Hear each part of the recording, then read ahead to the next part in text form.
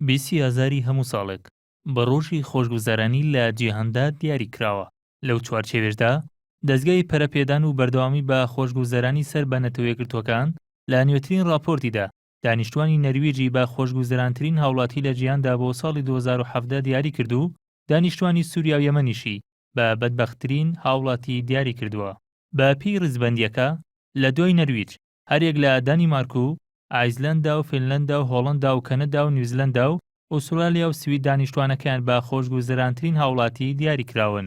هاوکات ویلایەتە یەکگرتووەکانی ئەمریکا لە ڕزبەندی 14هەمین وڵاتدایە بۆ خۆشگوزەرانی کە بەراورد بە چەند ساڵی ڕابردوو پاشەکشەی بەرچاوی کردووە. ئەویش بە وتەی دەزگای پەرەپێدان و بەردەوامی بە خۆشگوزەرانی سەر بە نەتەوەیەکگرتووەکان دەگەڕێتەوە بۆ گەندەڵی و نادادپەروەری و ئەو ڕۆژهێنانەی لە ڕابردوودا لەلایەن دۆناڵد ترامپەوە گیراونەتە بەر.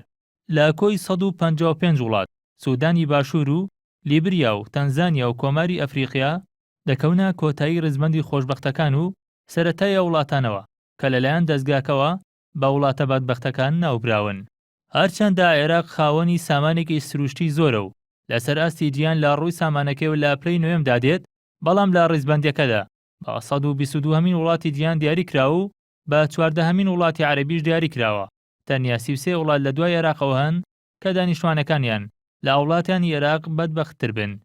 جێفری ساکس، ڕاوێژکاری تایبەتی ئەمینداری گشتی نەتەوەیەکگرتووەکان ڕایگەیاند وڵاتە خۆشبەختەکان ئەوانن کە تیایدا خزمەتگوزاری و تەندروستی باش بە وڵاتیان دابین بکرێت و ئازادی داک فەراهەم بهێنرێت و داهاتی تاک لە ئاسێکی باشدا بێ. وتیشی ئامانج لە بڵاوکردنەوەی ئەو راپۆرتانە بۆ گرتنەبەری ڕێوشوێنی گونجاوە لەلایەن حکوومەتەکانەوە بۆ خۆشگوزەرانی هاوڵاتیان. باسی لەوەش کرد پێویستە لەسەر وڵاتانی جیهان هاوشێوەی ئیمارات وەزیرێک بۆ خۆشگوزەرانی دیاری بکەن. راپۆرتەکە بۆ دیاریکردنی ئاسی خۆشگوزەرانی هاوڵاتیان پشتی با چەند پێوەرێک بەسووە کە دیارترینیان بریتین لە پشکی تاک لە داهاتە ناوخۆیەکان و ئازادی تاک و تەمەنی هاوڵاتیان و چاودێری کۆمەڵایەتی و نەبوونی گەندەڵی لە حکومەت و کەرتی تایبەتدا.